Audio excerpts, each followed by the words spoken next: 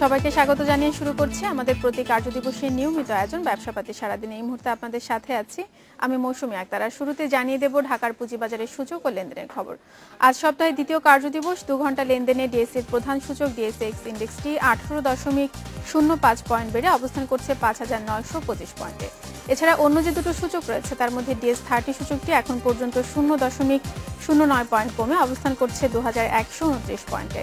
সরিয়া ভিত্তিক সূচকটি 2 ঘন্টা লেনদেনে 0.01 পয়েন্ট কমে অবস্থান করছে 1313 পয়েন্টে। মোট লেনদেন 574 কোটি টাকার উপরে ছাড়িয়েছে ঢাকার পুঁজিবাজারে।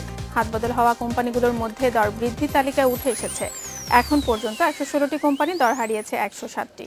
শুধুমাত্র শেয়ারগুলোর ক্ষেত্রে দর বৃদ্ধি তালিকায় উঠে এসেছে এখন পর্যন্ত 132টি কোম্পানি দর হারিয়েছে 114টি এবং শুধুমাত্র মিউচুয়াল ফান্ডের ক্ষেত্রে দর বৃদ্ধি তালিকায় উঠে এসেছে 6টি ফান্ড, দর হারিয়েছে 15টি ফান্ডের দর। এ ছিল ঢাকার পুঁজিবাজারের সূচক ও লেনদেনের খবর। দর্শক, আপনাদেরকে জানিয়ে রাখি, আপনারা চাইলে এই অনুষ্ঠান চলাকালে আপনাদের মতামত ও প্রশ্ন পাঠাতে পারেন এসএমএস এর মাধ্যমে। এসএমএস পাঠাতে আপনার মোবাইলের মেসেজ অপশনে গিয়ে টাইপ করুন BIZO স্পেস আপনার নাম স্পেস আপনার মতামত দিয়ে পাঠিয়ে দিন 16232 এই নম্বরে যে কোনো অপারেটর থেকে। পুঁজিবাজার ও অর্থনীতি নিয়ে আলোচনায় আজ আমাদের সাথে আছেন গ্রামীণ ক্যাপিটাল লিমিটেডের ব্যবস্থাপনা পরিচালক মোহাম্মদ আহসানুল্লাহ। আমরা আলোচনা করব তার সাথে। আপনাকে স্বাগত আমাদের আজকের অনুষ্ঠানে। ধন্যবাদ। আমরা পুঁজিবাজারের অবস্থা আজকে কিন্তু খুব স্বাভাবিক অবস্থানেই দেখছি, লেনদেন ভালো অবস্থানে রয়েছে এবং গতকালও কিন্তু আমরা দেখেছি লেনদেনের অবস্থা ভালো ছিল, প্রায় 900 কোটি টাকার ঘরে লেনদেন হয়েছে। তো আমরা ওভারঅল পুঁজিবাজারকে কয়েকদিন ধরে যা দেখছি যে খুব ভালো অবস্থানেই রয়েছে, লেনদেনও ভালো। তো সামনের দিনগুলো পুঁজিবাজার কেমন যাবে বলে আপনার মনে হচ্ছে? ধন্যবাদ আপনার প্রশ্নের জন্য। আমরা অনেক দিন থেকে প্রত্যাশা করতেছিলাম এরকম একটা সময়ের জন্য, অর্থাৎ ইন্ডেক্সটা একটা লেভেলে থাকবে, ট্রেড ভলিউম একটা পর্যায়ে থাকবে। এই প্রত্যাশাটা কিন্তু আমার বিনিয়োগকারী বা এই মার্কেটে যারা পার্টিসিপেন্ট সবার মধ্যে প্রত্যাশাটা ছিল। তো সে প্রত্যাশাটা হয়তো পূরণ হতে একটু সময় লেগেছে।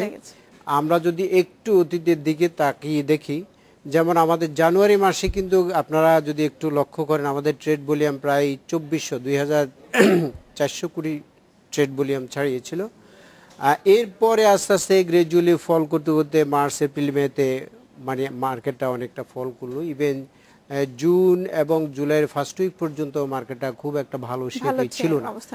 এবং আবার যদি লক্ষ্য করি গত সপ্তাহে এই সপ্তাহে তুলনা করি, গত সপ্তাহে অ্যাভারেজ ট্রেড ভলিউম আমাদের ছিল প্রায় 600 কোটি টাকার উপরে, 650 অ্যাভারেজ। আর এই সপ্তাহে যদি আমরা অ্যাভারেজ ট্রেড ভলিউম আমরা হিসাব করি প্রায় 1000 কোটি টাকার উপরে বিরাজ করতেছে। তো এটাই এখনকার মানে প্রত্যাশিত। এবং সামনের দিকে যে প্রশ্নটা উঠেছেন সেটা হলো, আমাদের যেহেতু রেগুলেটরি ফ্রেমওয়ার্কটা খুব ভালো শেপে আছে, মার্কেট ফ্রেন্ডলি যে রুলস রেগুলেশনগুলো হওয়া দরকার, ইতিমধ্যে সিকিউরিটিজ অ্যান্ড এক্সচেঞ্জ কমিশন সেগুলো ফ্রেম করছে। এবং আপনারা জানেন ফিনান্সিয়াল লিটারেসি প্রোগ্রামটা সারা দেশব্যাপী কার্যক্রম চলতেছে এবং এই কার্যক্রমের মূল উদ্দেশ্য হলো সবাইকে শেয়ার মার্কেট বা পুঁজিবাজার সম্বন্ধে একটা সাম্যক ধারণা দেওয়া।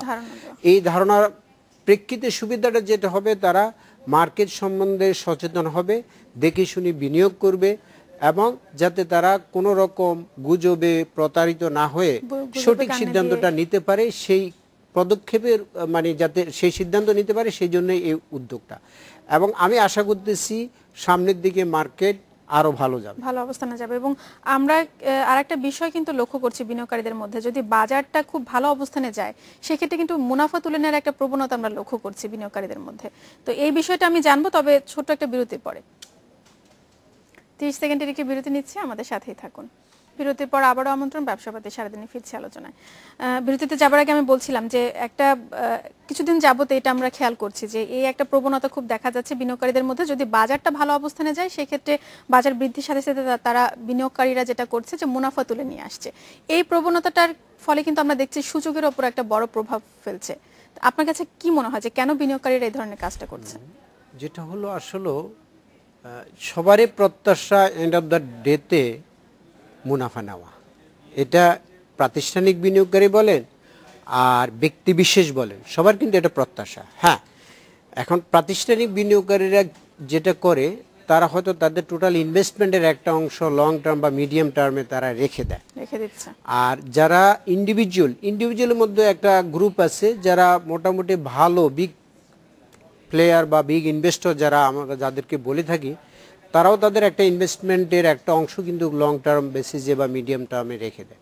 আর আরেকটা ক্যাটাগরি আছে যারা আসলে এই পুঁজিবাজারের উপর ডিপেন্ডেন্ট, তাদের আর আদার কোনো সোর্স অফ ইনকাম নাই, শুধু তারাই কিন্তু চিন্তা করে যে T+2 বা T+3-তে যদি তার শেয়ারে 1 টাকা বা 2 টাকা বেনিফিট আসে তাহলে সেটুকু তার জন্য ভালো, অর্থাৎ সার্কুলেশনটা তার জন্য যত বেশি মাল্টিপ্লায়ার প্রসেসে সেই ফান্ডটাকে রুলিং করতে পারবে তত বেশি বেনিফিট পাবে। তো এই বিষয়টা হলো কি, আপনি যেটা বলছেন ইন্ডেক্সের উপর প্রেশার পড়বে, আসলে এটা মার্কেটের সবাই কিন্তু ডে ট্রেডার আর না, এক নাম্বার 2 হলো সবাই কিন্তু একেবারে T+3-তে 4-এ সেল করে তাও না। এখন এটা হলো যে যেটুকু যে সেগমেন্টটা বললাম এই সেগমেন্টটা করবে, কারণ তাদের আর অল্টারনেটিভ সোর্স অফ ইনকাম নাই। সুতরাং এটাকে আমরা মানে খারাপ চোখে বা নেগেটিভ দৃষ্টিতে না দেখে বরঞ্চ যখন মার্কেটে একটা লেভেলে পারফেকশন এসে যাবে বা স্টেবিলিটি এসে যাবে তখন তাদের মধ্যে একটা প্রবণতা বা আগ্রহ বা ইচ্ছাশ্রী জাগ্রত হবে যে ওকে আমার একটা ফান্ড আমি যদি আর একটু 3 মাস বা 4 মাস বা 6 মাস মেয়াদে আমি যদি রেখে দিই তাহলে এখন আমি ফর এক্সাম্পল 15 দিনে বা 10 দিনে যে বেনিফিটটা পাবো মাল্টিপ্লায়ার প্রসেসে 1 মাস 3 মাস 6 মাস রেখলে তার চেয়ে বেশি বেনিফিট পাবো, ওই ইচ্ছাটা তাদের মধ্যে জাগ্রত হবে। সেটার জন্য দরকার সর্বপ্রথম এবং সর্বশেষ যে কথাটা সেটা হলো মার্কেটে একটা স্টেবিলিটি। সেটার জন্য কি করা দরকার? যে সেটার জন্য যেটা আমাদের পলিসি সাপোর্ট তো যেটা আমরা বললাম আসছে, এখন যারা মার্কেটে পার্টিসিপেন্ট এবং যারা regulator concern regulator as well as government machinery যারা আছেন এই মার্কেটের সাথে, তারা এই মার্কেটের ব্যাপারে যে কোনো পলিসি মেকিং বলেন রুলস রেগুলেশন বলেন যেটাই ফ্রেম করুক সেটা যাতে এমনভাবে চিন্তা করে করা উচিত, এটা সেন্সিটিভিটিটা অ্যানালিসিস করে, যাতে এই মার্কেট অত্যন্ত সেন্সিটিভ, যাতে এই মার্কেটে কোনো এফেক্ট না আসে, নেগেটিভ কোনো ইম্প্যাক্ট না ফেলে, এই একটা বিষয় চিন্তা করা উচিত। নাম্বার 2 হলো আমাদের যারা স্টক এক্সচেঞ্জ আছে অনেক সময় আমরা শুনে থাকি এই কোনো শেয়ার বেড়ে গেলে এরপরে হয়তো 1 সপ্তাহ 2 সপ্তাহ পর তাদের বিভিন্ন রকমের কোয়ারি চায় এই সেই। এখন সেই ক্ষেত্রে সেই বিষয়টা একটু দেখা বিষয় আছে যে আসলে কতটুকু চাওয়া উচিত বা কতটুকু না, এই বিষয়টা যাতে মার্কেটে যাতে নেগেটিভ কোনো ইম্প্যাক্ট না ফেলে। কারণ আমরা কমপ্লায়েন্স এনশিওর করব, ওকে ফাইন, এটা সবাই চায়, একজন ইন্ডিভিজুয়াল বিনিয়োগকারী থেকে শুরু করে একটা প্রাতিষ্ঠানিক বিনিয়োগকারী সবাই চায় মার্কেটে কমপ্লায়েন্ট ওয়েতে বিনিয়োগ করা, এবং রেগুলেটরও সেটা প্রত্যাশা করে যে মার্কেট সেভাবে আগায় যাবে।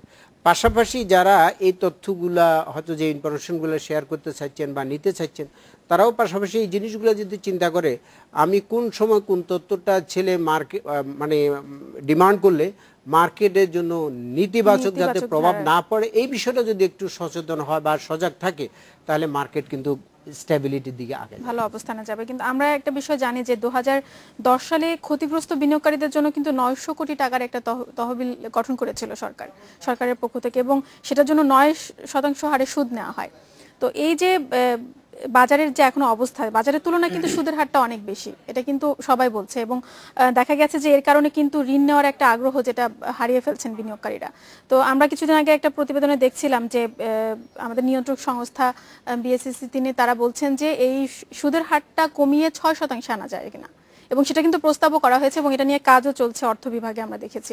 তো আপনার কাছে কি মনে হয় যে সুদের হার 9% থেকে 6% কমিয়ে আনা হলে বিনিয়োগকারীর আগ্রহ আরো বাড়বে এই ঋণের ক্ষেত্রে? এটা যদি এক কথা বলি তাহলে এটা অবশ্যই কমানো উচিত, এক। নাম্বার 2 হলো এটা যেহেতু এফেক্টেড যারা ক্ষতিগ্রস্ত তাদের জন্য এই ফ্যাসিলিটিটা দেওয়া হচ্ছে, সুতরাং তাদেরকে যদি আর একটু সাবসিডাইজ অর্থাৎ 9 থেকে 6% বা 5% অথবা 7% হোয়াট এভার দ্য রেট একটা লেভেলে যদি ফিক্সড করে দেয় এবং তাদের থেকে, তাহলে তারা আগ্রহী হবে এবং তাদের যে লসটা ইতিমধ্যে ইনকার করেছে সেই লসের হয়তো একটা অংশ এই ফান্ডটা নিয়ে রুলিং করে করে তারা একটা অংশ হয়তো রিকভার করতে পারবে। এতে করি মার্কেটের জন্য ভালো হবে এবং তাদের জন্য ভালো হবে। কিভাবে?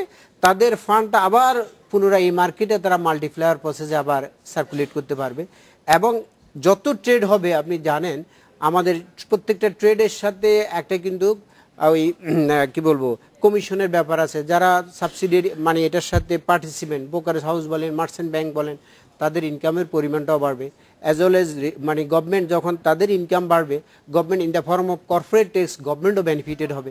তো সুতরাং আমি মনে করি মানে সবাই ডিরেক্টলি ইনডিরেক্টলি বেনিফিটেড হবে। তবে এই যে 900 কোটি টাকার তহবিল, এটা কি আপনি পর্যাপ্ত মনে করেন যে এই অ্যামাউন্টটা ঠিক আছে? আসলে এটা তো যেটা করা হয়েছিল এই 900 কোটি টাকাও তো আমার মনে হয় অনেকটা অংশ এখনো নেওয়া হয়নি, কারণ এগুলা যেটুকু এটা অনেক আগের ইস্যু আপনি নিয়ে আসছেন, এগুলা তো এই বিশেষ করে ডকুমেন্টেশন পার্টে যে সমস্যাটা ছিল, অর্থাৎ যে ইনস্টিটিউশন নেবে তাদের বিনিয়োগকারীদেরকে যারা ক্ষতিগ্রস্ত তাদেরকে দেওয়ার উদ্দেশ্যে এটা একটা ওয়ান কাইন্ড অফ রিইম্বার্সমেন্ট হিসাবে, তাহলে ওই ইনস্টিটিউশন আবার তাদের কাছে ক্লেম করে ফান্ডের একটা অংশ নেবে।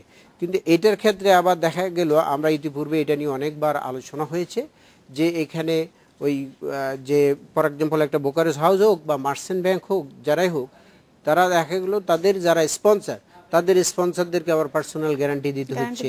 সেই ইস্যুটা এখন তাদের স্পন্সররা বলতেছে আমরা তো ইনস্টিটিউশন হিসেবে এটা কোনো বেনিফিট ভোগ করতেছি না, জাস্ট আমরা for the betterment of the market, আমরা মার্কেটের জন্যই বিনিয়োগকারীদেরকে দেবো, গভর্নমেন্টের একটা ফ্যাসিলিটি বা রেগুলেটর তরফ থেকে দেওয়া হয়েছে। তো সুতরাং এখানে আমরা কেন পার্সোনাল গ্যারান্টি দিব? এই বিষয়গুলি নিয়ে ইতিপূর্বে অনেক লেখালেখি হয়েছে, বলা হয়েছে। তো এখন এই ফান্ডটাকে যাতে ইউজার ফ্রেন্ডলি, অর্থাৎ যারা ব্যবহার করবে এবং আলটিমেট যারা কাস্টমার সেটা হলো আমাদের বিনিয়োগকারী ভাইরা, এবং মিডল ম্যানে যারা আছে, যারা সে মার্চেন্ট ব্যাংক এবং ব্রোকারেজ হাউস, তাদের যাতে উপর কোনো রকম ডকুমেন্টেশন নামে কোনো এক্সট্রা বার্ডেন বা লিগেল কোনো চাপ না আসে, যাতে তারা এই ফান্ডটা রিলিজ করে মার্কেটের স্বার্থে বিনিয়োগকারীদেরকে দিতে পারে, সেই দিকটা আমার মনে হয় একটু রিভিউ করা উচিত, খেয়াল রাখা উচিত। আচ্ছা, আমরা পুঁজিবাজার নিয়ে আরো আলোচনা করব, আমাদের একটা বিরতির সময় হয়েছে, একটি বিরতি নিচ্ছি, আমাদের সাথেই থাকুন।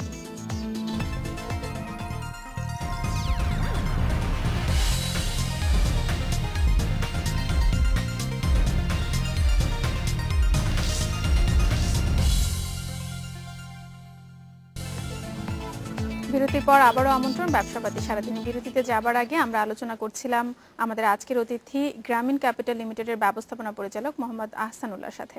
আবারও ফিরছি আলোচনায়।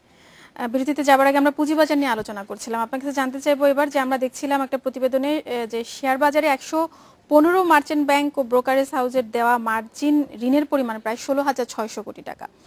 তো সেক্ষেত্রে সম্প্রতি দেখা গেছে যে এই মার্জিন ঋণদাতাদেরই লোকসান প্রায় 8,700 কোটি টাকার মতো। তো এই লোকসানের কারণ কি বলে আপনার মনে হয়? এটা একটু ভিতরে যেতে হবে। সেটা হলো এই লোকসান যেটা বলেন বা তাদের মার্জিন দিয়েছে, তাদের ইকুইটির ইরোশন বলেন, যে ফর্মে বলেন, এটা ইনফ্যাক্ট শুরু হয়েছে 2010-এ, যখন মার্কেটটা এই আমাদের ক্যাপিটাল মার্কেটের সৃষ্টি লগ্ন থেকে হাইয়েস্ট ইন্ডেক্স ছিল 8,900, এবং ওই সময় শেয়ার প্রাইসগুলো এত বেশি লেভেলে ছিল, তখন ইনস্টিটিউশন থেকে সে মার্চেন্ট ব্যাংক বলেন, এই যে যাদের কথা বলেন ব্রোকারেজ হাউস বলেন, তারা প্রচুর মার্জিন লোন দিয়েছিল। তখন 1:2 ছিল, 1:2 পরে 1.5 হলো, 1:1 হলো, এভাবে। এখন সাবসিকুয়েন্টলি এটা কমে আসছে, কিন্তু তখন মার্জিন লোনটা বেশি ছিল। ফলে হলো মার্জিন ঋণটা বেশি নিয়ে ওয়ান ফাইন মর্নিং যখন মার্কেটটা ডিসেম্বর 2010-এর 6 তারিখ থেকে আস্তে আস্তে ক্রাশের দিকে চলে গেল, এবং 2011 থেকে শুরু করে আপনি যদি বলেন 2016 ডিসেম্বর পর্যন্ত সত্যিকার অর্থে মার্কেটে টোটালি ডাউন ট্রেন্ডে ছিল এবং ডিপ্রেসড অবস্থায় ছিল। এর ফলে হলো কি, যে মার্জিন লোনটা দিয়েছে ইনস্টিটিউশনগুলা, তারা এটার উপর একটা রেট অফ ইন্টারেস্ট, কারো 16%, কারো 17%, কারো 18% রেটে ইন্টারেস্ট চার্জ হচ্ছে। তো যে ব্যক্তিটা 10টা ফর এক্সাম্পল 100 টাকায় নিয়েছেন, তার উপর ওই ইন্টারেস্টটা কন্টিনিউয়াস চার্জিং হয়ে আসতেছে। আবার উনি ওই 100 টাকা দিয়ে যে শেয়ারটা কিনেছে, ফর এক্সাম্পল তখন হয়তো কিনেছে 80 টাকা দিয়ে, সে শেয়ার প্রাইসটা এখন 30 বা 40 টাকা লেভেলে অবস্থান করতেছে। তাহলে দুইটা দিক সমস্যা হয়েছে। একটা হলো তার ঋণের উপর ইন্টারেস্ট বার্ডেন হতে হতে বেড়ে যাচ্ছে, আরটা হলো তার যে শেয়ার কিনেছে সেটার প্রাইস ফল করার কারণে তার এখানে নেগেটিভ ইকুইটি বা মার্জিন লোন যারা দিয়েছে তাদের এই অবস্থা। এখন মাঝখান দিয়ে অনেকে হয়তো অনেক ইনস্টিটিউশন কিছু কিছু ফোর্স সেল করে তারা কিছু রিকভার করছে, কিন্তু আলটিমেটলি পুরোটা পারে না, যেটা আপনি ইতিপূর্বে যে ফিক্সারটা তুলে ধরেছেন বা যে ইনফরমেশনটা বলছেন সেটা এখন বিরাজ করতেছে। এখন এটার ব্যাপারে আমাদের মার্চেন্ট ব্যাংক অ্যাসোসিয়েশনের তরফ থেকে এবং হয়তো ব্রোকার্স অ্যাসোসিয়েশনও তারাও এই ব্যাপারে যে কি ধরনের পদক্ষেপ নেওয়া যায় রেগুলেটরের কাছে আমাদের একটা অলরেডি এমআইএস আকারে দেওয়া হয়েছে, এবং সেটা আমরা আসলে কি করতে পারি সেটার ব্যাপারে আমরা দিক নির্দেশনা চাওয়া হচ্ছে। আমাদের রেগুলেটর এই ব্যাপারে অত্যন্ত আন্তরিক, ওয়াকিবহাল। তারা চিন্তা করছে যে এই ইরোশনটাকে কিভাবে, এই ক্ষতটা কিভাবে নিরসন করা যায় সেটার জন্য অলরেডি আন্ডার প্রসেসে কার্যক্রম চলতেছে। তো আমরা আশা করি এটা অচিরে এটার একটা দিক নির্দেশনা পাওয়া যাবে, এবং সে অনুযায়ী আমাদের ফিউচারের মানে অ্যাক্টিভিটিসগুলো রান করবে। তো আমি মনে করি এই কারণটা তো বললাম, আপনার কাছে ব্যাখ্যা করলাম। আর এটার ব্যাপারে এখন রিমিডিয়াল মেজার যেটা নেওয়া হচ্ছে সেটা হয়তো কিছুদিনের মধ্যে যখন এটা সার্কুলার ফর্মে হোক বা রুলস ফর্মে যে ফর্ম হোক এসে যাবে, তখন সে আলোকে যদি আগাইতে থাকে আমার মনে হয় এখান থেকে একটা পার্সেন্টেজ রিকভার করা সম্ভব যাবে। এবং আমরা কিছুদিন আগে আইএমএফ এর একটা প্রতিবেদনে দেখছিলাম যে 3টি উৎস থেকে অভ্যন্তরীণ বিনিয়োগের যোগান আসতে পারে এমন একটা কথা তারা বলছেন। 3টি উৎস তারা বলছেন ব্যাংক খাত, বন্ড বাজার এবং পুঁজি বাজার। কিন্তু আমরা যদি ব্যাংক খাতের দিকে তাকাই সেক্ষেত্রে কিন্তু এটা এখনো পর্যন্ত যথেষ্ট প্রস্তুত নয় আমরা বলতে পারি। আর বন্ড বাজার তো ধরতে গেলে নেই। আর পুঁজি বাজারের অবস্থান আমরা যেটা বলি, আমরা নিজেরাও যদি ভালো বলি অনেকে কিন্তু আস্থা পাচ্ছে না। তো আপনার কাছে কি মনে হয় যে এই 3টি উৎস থেকে অভ্যন্তরীণ বিনিয়োগের যোগান আসতে পারে? আসলে যে 3টে উৎস থেকে আইএমএফ বলেছেন, নিঃসন্দেহে ওনারা এই বিষয়টা রিভিউ করে বলেছেন বা যথাযথ দিক মানে স্টাডি করে বলেছেন। এখন এই বিষয়টা হলো আপনি যে দুটো খাত বলছেন, একটা হলো ব্যাংক আর একটা হলো বন্ড বাজার, এই দুটো তো এখনো ওভাবে আপনি বলতেছেন বা আমরাও বুঝতেছি এটা ম্যাচিউর না। ব্যাংকে তো বিভিন্ন ধরনের সমস্যা, স্টাক আপ লোন অনেক প্রচুর পরিমাণে বেড়ে গেছে, এবং স্টাক আপ লোনের মধ্যে দেখা যাচ্ছে যে প্রায় 50%-এর মধ্যে মেজর 3টা সেক্টরের কথা বলা হচ্ছে। মানে এর মধ্যে একটা রেডিমেড গার্মেন্টস সেক্টর আছে, কমার্শিয়াল ট্রেডিং সেক্টর আছে, এইরকম সার্ভিস সেক্টর, এগুলোর মধ্যে মেইনলি কনসেন্ট্রেটেড। আর আসেন যদি ক্যাপিটাল মার্কেটে আসলে যে বিষয়টা দাঁড়ালো এখানে আস্থার যে কথাটা বলেছেন, অপ্রিয় সত্য কথা, আস্থার সংকটটা কিন্তু এখনো দূরীভূত হয় না। কারণ আমরা যদি দেখি এই গত সপ্তাহে আমাদের ট্রেড ভলিউম ছিল 650, এভারেজ 650 কোটি টাকার মতো। জাস্ট গত সপ্তাহ থেকে এই সপ্তাহে যদি আমরা মেজার করি 1000 কোটি টাকার উপরে ট্রেড ভলিউম বিরাজ করতেছে। তাহলে মানে এই যে এক সপ্তাহের ব্যবধানে এভাবে ট্রেড ভলিউম হঠাৎ বাড়া আবার হঠাৎ পড়ে যাওয়া বা কমে যাওয়া, এইটার মধ্যে আস্থার যে বিষয়টা, আস্থার জায়গাটা সেখানে স্থান পাচ্ছে না। তাহলে সেই ক্ষেত্রে আমাদের যেটা হতে হবে, মার্কেট বাড়লো যাতে আস্তে আস্তে গ্র্যাজুয়ালি বাড়ে, এবং একটা লেভেলে যাওয়ার পর যাতে তার সেখানে একটা বেস ক্রিয়েট হয়, এবং সেই লেভেল থেকে যেমন আমরা যদি কিছুদিন আগে লক্ষ্য করি, যেমন 5800 লেভেলে মোটামুটি অনেক দিন মার্কেটটা রুলিং করেছে। ইন্ডেক্সের কথা বলতেছি, ট্রেড ভলিউমটা হয়তো আমরা এখন আশা করতেছি 1000 উপরে বিরাজ করবে। এই অবস্থানটা যদি হয়তো মাসখানিক বিরাজ করে থাকে, যেমন আমরা এখনও শুনতেছি যে হয়তো ইন্ডেক্সটা হয়তো 6000 পর্যন্ত, যে তারপরে আবার সেখানে আরেকটা মানে কি বলবো তার একটা বিট বা বেস ক্রিয়েট হবে, তারপরে তখন মার্কেটের অবস্থা, পলিসি সাপোর্ট বা ইনভেস্টরদের বিহেভ সব মিলিয়ে বা কোম্পানিগুলা তাদের ডিক্লারেশন সব কিছুর কম্বিনেশনে এবং ওভারঅল দেশের অর্থনীতি সব মিলিয়ে তখন মার্কেটের সিচুয়েশনটা বোঝা যাবে। তো সেই জন্য আমাদেরকে আরো কিছুদিন অপেক্ষা করতে হবে। এবং যদি 6000 থেকে অ্যাবাভ অথবা স্টেবল অবস্থায় বিরাজ করে, আমি মনে করি পুঁজিবাজারে একটা যে সোর্স আভ্যন্তরীণ বিনিয়োগের জন্য এটা একটা উত্তম খাত হতে পারে। সেটার জন্য আসলে ওই যেটা বললাম, কনসার্ন রেগুলেটর, কনসার্ন অথরিটি সে ব্যাপারে অবশ্যই যে কোনো রুলস রেগুলেশন করার ব্যাপারে মার্কেটের জন্য যেটা মঙ্গল ভালো সেদিক থেকে বিবেচনা করতে হবে, এবং যারা বিনিয়োগকারীরা যাতে অহেতুক হয়রানির সম্মুখীন না হয় সেই বিষয়টা মাথা রাখতে হবে। তাহলে আমি মনে করি এখান থেকে এই যোগানটা আসতে পারে। আমাদের পার্শ্ববর্তী যদি আমরা উদাহরণ হিসেবে বলি, ইন্ডিয়া তো অনেক দূর মার্কেট ম্যাচিউরড হয়ে গেছে। তাদের মার্কেটও এক সময় আপনার 16,000 ইন্ডেক্স থেকে 8,000 ইন্ডেক্সে ফল করেছে, আবার সেই ইন্ডেক্সটা এখন 31,000 লেভেলে পৌঁছে গেছে। তার মানে তাদের দেশে যেটুকু আমরা কিছুদিন পূর্বে আমরা ইন্ডিয়া ভিজিট করেছিলাম, তাদের অল রেগুলেটরস অল মার্কেট পার্টিসিপেন্টদের সাথে আমাদের মার্চেন্ট ব্যাংক অ্যাসোসিয়েশনের মানে exchange of views, sharing of knowledge আমাদের হয়েছে। সেটা থেকে আমরা যেটা পেয়েছি আসলে তাদের কেন এইভাবে তাদের মার্কেটটা আবার দাঁড়িয়ে গেল, সেটা থেকে তাদের দুইটা জিনিস মেইনলি পেয়েছি। একটা হলো তারা যারা মার্কেট পার্টিসিপেন্ট তারা ধারণা করছে যে এর নিচে আর অর্থাৎ 8,000-এর নিচে আর ইন্ডেক্স যাবে না, সুতরাং এখন দিস ইজ দ্য মানে that was the best time to buy and to make investment. সেই চিন্তা করে তারা মার্কেটে ইনভেস্টমেন্ট করেছে সবাই। তারপরে রেগুলেটর তরফ থেকে যে সাপোর্ট দেওয়ার কথা সেই সাপোর্টটা দিয়েছে, সেই সাপোর্ট এবং ইনভেস্টমেন্ট দুইটার সমন্বয় কিন্তু মার্কেটে পর্যায়ে আসছে।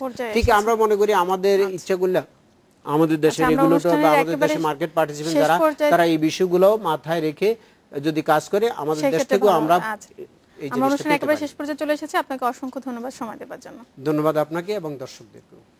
এই ছিল আজকের আলোচনা, পরবর্তী সংবাদ দেখার আমন্ত্রণ রইল।